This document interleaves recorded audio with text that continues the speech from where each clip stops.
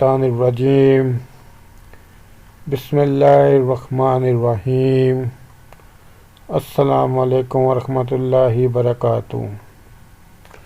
آج کی اس ویڈیو میں ہم نبی پاک صلی اللہ علیہ وآلہ وسلم کے 5 ارشادات کے متعلق جانیں گے۔ نمبر 1، تعویذ کی شرعی حیثیت۔ رسول اللہ صلی اللہ علیہ وآلہ وسلم کے پاس 10 لوگوں کا ایک قافلہ آیا۔ آپ صلی اللہ علیہ وآلہ وسلم نے 9 لوگوں سے بیعت لے لی اور ایک کو چھوڑ دیا۔ صحابہ نے کہا، اے اللہ کے رسول، آپ نے 9 لوگوں سے بیعت لے لی اور اس شخص کو چھوڑ دیا۔ آپ صلی اللہ علیہ وسلم نے فرمایا، اس نے تعویذ لٹکایا ہوا ہے، اس نے اپنے ہاتھ ڈال کر اسے توڑ دیا۔ تب آپ صلی اللہ علیہ وسلم نے اس سے بیعت لی اور فرمایا، جس شخص نے تعویذ لٹکایا اس نے شرک کیا۔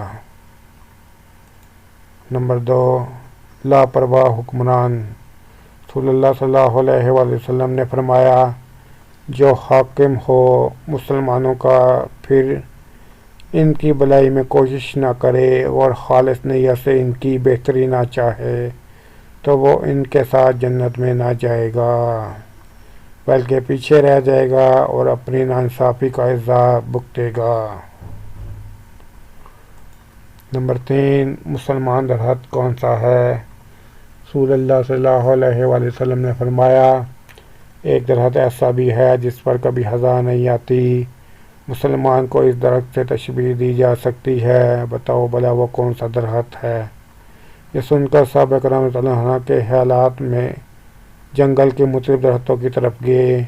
حضرت عبداللہ بن عمر رضی اللہ عنہ کہتے ہیں، میرے دل میں آیا کہ وہ کھجور کا درخت ہو سکتا ہے، مگر میں مجلس میں کم عمر کی وجہ سے کچھ کہتے ہوئے شرما گیا۔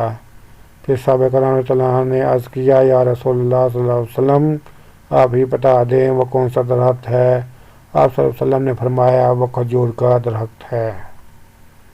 نمبر 4، رسول اللہ صلی اللہ علیہ وسلم نے ارشاد فرمایا، اللہ تعالیٰ صدقات کو قبول کرتا ہے اور ان کو دائیں ہاتھ میں وصول کرتا ہے، پھر ان کو یوں بڑھاتا رہتا ہے جیسے تم میں سے کوئی گوری، اونٹنی یا گائے کے بچے کی پرورش کرتا ہے، یہاں تک کہ ایک لقمہ صدقہ احد کے پہاڑ کے برابر ہو جاتا ہے۔